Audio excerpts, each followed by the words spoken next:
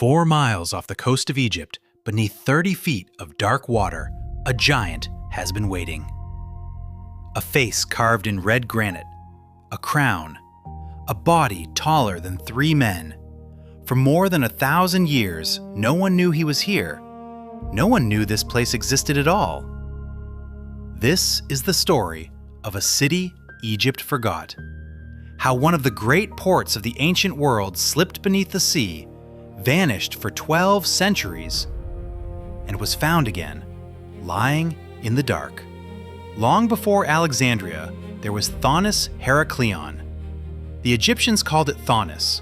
The Greeks called it Heracleion. For centuries, historians thought those were 2 different cities. They were the same place, and it stood at the very edge of Egypt, where the Nile met the Mediterranean. This was the gateway to Egypt. Every ship from the Greek world had to pass through it. If you wanted to trade with one of the great powers of the ancient world, your cargo came through this harbor first, counted, taxed, and recorded. It was a city built on water. Canals threaded between temples and houses. Wooden bridges crossed from island to island. Ships crowded the docks. At its heart stood the great temple of Amun, so important that pharaohs came here to receive the right to rule. And every year, priests carried the god Osiris by boat in a sacred procession along the canals. For hundreds of years, Thonis-Heracleion was loud, crowded, and golden, one of the busiest places in the ancient Mediterranean. But the city had a problem its builders never understood. It was standing on the wrong ground. Beneath Thonis-Heracleion was not solid rock. It was soft clay and sand, soaked with water, the loose sediment of the Nile Delta. And under the right conditions, ground like that can behave like a liquid. When earthquakes struck the region, the wet soil lost its strength. Stone temples weighing thousands of tons began to sink into the earth that held them. And the sea, rising slowly over centuries, crept further in with every generation. It didn't happen in a single night. It happened slowly. A little more land lost each time. Around the 2nd century BC, huge blocks of the Great Temple toppled into the water. And by then, the city was already fading. Far to the west, a new port had been founded, Alexandria, and the ships that once came here sailed there instead. The gateway was being abandoned even as it sank. Piece by piece, the water took the rest. By around the 8th century AD, Thonis-Heracleion was gone, completely underwater, erased. And here's the strange part. The world simply forgot. The city that had once controlled the entrance to Egypt left almost no trace. Its name survived only in a handful of ancient texts and a few scattered inscriptions. Greek writers had even claimed that Helen of Troy once walked its streets. But with no ruins to point to, those stories drifted into legend. For 1,200 years, Thonis-Heracleion existed only as a name in old books, a myth, a maybe.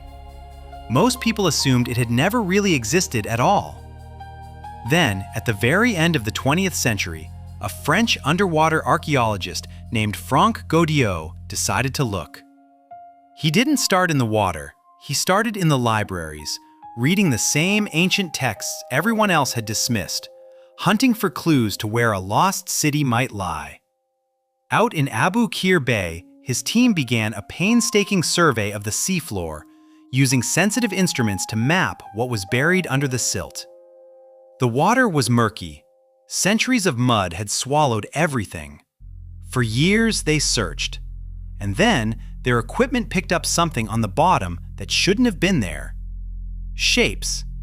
Lines too straight to be natural. In the year 2000, the divers went down to see.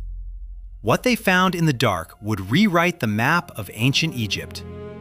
Out of the gloom came a face, a colossal statue of red granite, more than 5 meters tall, over 16 feet, lying broken on the seabed.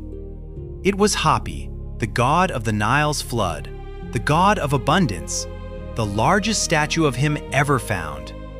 And he was not alone. A queen carved in stone, draped in the robes of a goddess. The fallen blocks of the great temple of Amun, gold coins, jewelry, sarcophagi, and one of the largest collections of ancient ships ever found in one place, resting where they sank.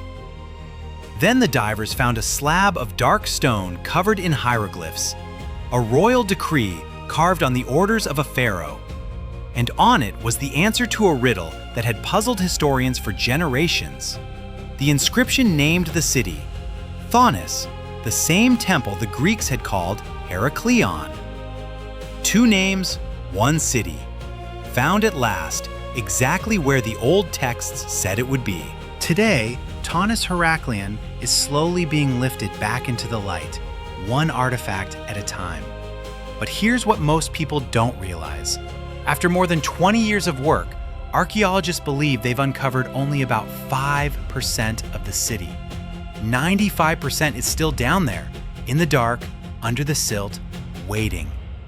An entire city lost for 1,200 years, and we are only just beginning to find it. This is Cinematic Curiosity. The world is stranger than we're taught, and some of its greatest stories are still underwater. Subscribe for more of the world's lost places. The next story is already waiting.